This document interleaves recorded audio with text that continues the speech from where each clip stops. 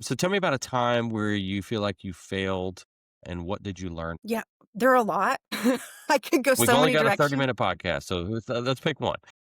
Totally. I was thinking about this recently because there's like big failures and little failure. Within EOS, my first integrator position, I was so excited about getting it rolled out. Now we're going to the next phase. We're rolling it out into divisions and super excited about the plan. And the operations manager was rolling out L10s for the first time to her team.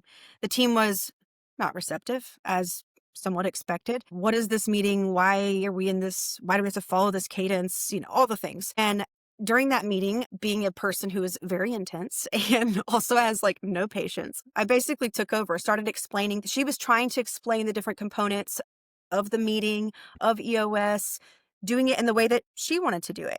And I essentially, when I look back on it, I wanted to do it my way. And I basically took over that meeting. Afterwards, she called me and she's like, "Are you the leader of this meeting or am I? Because I'm not going to fight for that." Yeah. And I was like, "You are so right." I was like, "You're the leader of the meeting. My job was to empower you and support you. And if we need to have a conversation about a better way to position a certain aspect, we can do that after the call, not during." I was like, so I apologized to her.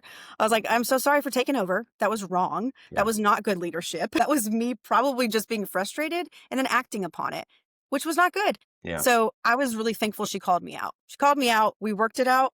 From then on, I went into a power you. I'm going to support you. I'm going to jump in when needed if you ask me to. That was the role I assumed, but I wouldn't have really gotten there without her really calling out my behavior and me recognizing it. Yeah. So you learned and you're not going to repeat that mistake again. That's good. That's a good one to share. Hopefully people are listening on that one. Yeah, and I personally get out of that too, just how important communication is for relationships in general. So, Lizzie, in your own words and your experience, what would you say makes a great visionary integrator relationship either work or fall apart? Yeah, I think most people would probably say the same word, which is trust. It really does matter. And it's not just the cliche response of like, you've got to trust each other. You really do. Because I've experienced when you trust each other and I've experienced when you don't, and it will fall apart. So that part is really critical. How you get there probably depends on personalities. Maybe it's just really connecting at the beginning of your same page meeting, which in a dynamic where I saw it not working, I looked back and I thought, wow, we never did the beginning of the same page. We didn't do the connecting part where we just like do a check-in. How are you doing?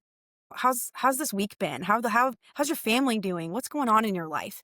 When you can humanize someone in that way and you realize they're carrying burdens or they've got priorities outside of work that are stressing them out, suddenly you're a little softer towards that person in the conversation. You're more open. I look back and realize I was not doing that. It was like, let's get straight to business. Well, then it was just a really intense business conversation, you know? So yeah, but yeah, exactly. Which is awesome. I love, like, that is like my daily motivation. However, that doesn't really foster relationship. And so to build that trust, we weren't really investing in the trust building exercise of meeting together. So trust would be the biggest thing. Of course, if I had to pick a second, it would be communication. Like you said earlier, communication's key. Right on.